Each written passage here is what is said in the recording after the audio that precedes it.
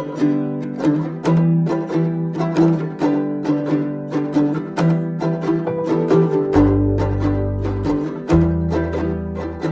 Castell del Remei pots passar tot un dia, perquè literalment és molt més que un celler.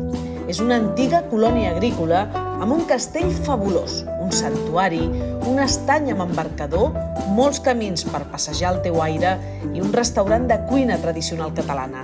És ben bé un xató a la francesa a mitja horeta de Lleida.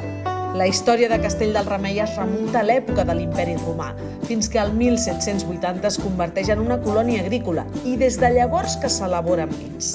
De fet, van ser el primer celler embotellador de l'estat espanyol. Mentre recorres els passadissos de pedra, fas un viatge per segles d'història en aquesta part de Lleida. Per dins, el celler és immens, ple de botes de vi. Un dels llocs més fotografiats és aquesta sala gran de botes, amb aquesta impressionant volta catalana.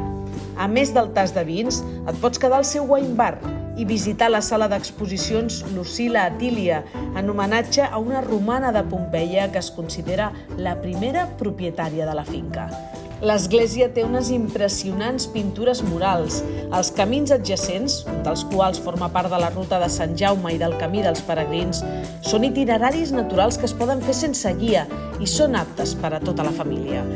El passeig pel llac, l'embarcador, un antic molí i els ànecs són un gran complement per a una visita d'enoturisme molt diferent.